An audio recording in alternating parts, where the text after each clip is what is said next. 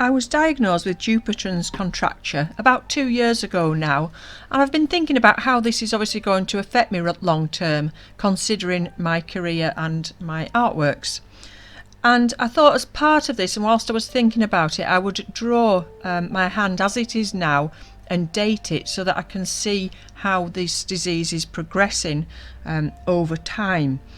So for those of you that have not heard of it, and I'm sure many of you will have heard of it because it's actually quite common, it was also referred to as Viking disease, and basically it's where over a long period of time your fingers start to curl inwards, particularly the little finger and the ring finger begin to curl inwards with these tightening of some cords which grow in your hand. So you'll see as I go on with this drawing that at the base of my little finger and my ring finger, things are quite sort of distorted already there. I can't hold my hand flat without pushing it down. When I do push my hand down, that's quite painful for me. I did actually just Google Dupuytren's contracture, and one of the first ones that came up was a site saying it's not a painful condition. Well, I'd like to differ with that. It is actually painful. Not all the time, but if you go to grab something, grab a handle, holding the steering wheel, actually things like that, it can be quite painful. And it's also painful when these cords are kind of on the move, and when they're growing, you get a lot of itching and you end up rubbing your hand quite a bit. So this wasn't a feel sorry for me video. I'm not worrying about it or anything like that. I just thought it would be interesting for those of you that are also diagnosed to see how it's going to progress, and I'll come back perhaps in a year or two and do another drawing of my hand, and I will talk through the drawing at the end for those of you that are interested in how to draw the anatomy and that kind of thing.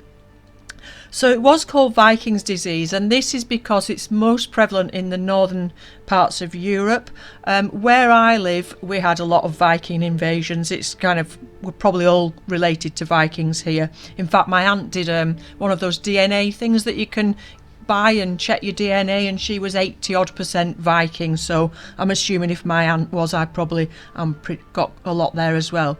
So it is an hereditary condition, and my dad does have this as well, and his fingers are bent right in now. So it is slow developing, so I'm not overly worried about how it's going to affect my career at the moment. And of course there are things you can do. I work in quite a loose style anyway, so I'm not like holding my pen and my pencil tight and things like that. I'm not worrying about really fine detail, so that's perhaps an advantage for me. And there are operations that you can have as time goes on. So my main thing at the moment is my little finger, and there's a little cord that goes right up my finger, so you'll see I draw quite a funny line on there. And just looking at this drawing, if you were just looking at the drawing not knowing this, you'd think that I'd drawn it all wrong, that my hand couldn't be possibly that deformed. I have to say my hand was pretty deformed before I got this as well. I had something else in my hand when I was a child that also left my fingers quite a funny shape. Okay, so yeah, I think I don't know, I just thought it might be interesting for you to know about, especially when you're watching my videos. You may have noticed the change in my hands, I don't know. It's just my right hand at the moment, which is, I am right-handed. So it starts to develop with like little lumps and dimples and ridges, and then they slowly pull in your fingers. Okay, so the most annoying thing for me is I can't hold a large glass, anything like that. If somebody passed me a pint to hold or something like that, I can't hold that for any length of time. So it's rather than holding a small thing like a pencil, it's when I'm asked to hold something like a tennis ball or a ball slightly bigger than that, I would struggle to hold my hand in that position for any length of time. So I'll talk a little bit about the drawing now for those of you that are interested. As I say in a lot of my videos regarding drawing, break whatever it is you're drawing down into shapes to begin with. So you'll see the palm actually pretty much, if you look at your own palm now, you'll see it pretty much fits into a rectangle kind of a shape.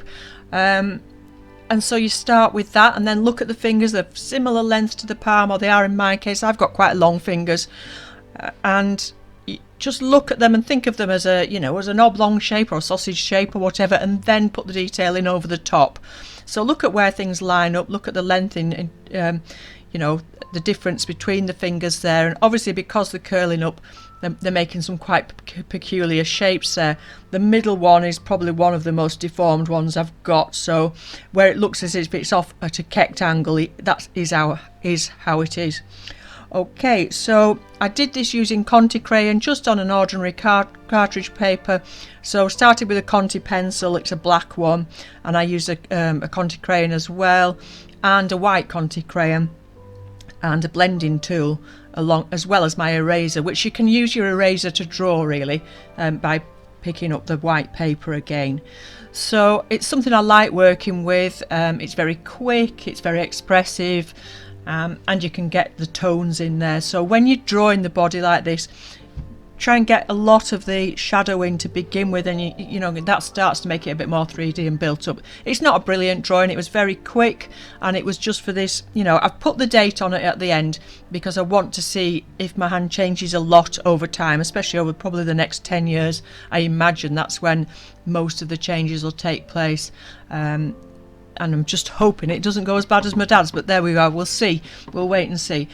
For those of you that do have Dupuytrens, if you've got any hints and tips that you'd want to share with the rest of us in the comments below, that would be really helpful, especially things like physio, etc., things that you found helpful that I might find helpful in the future. That would be great, and for other people, of course, that are reading too. I'll be back again soon with another tutorial or demonstration.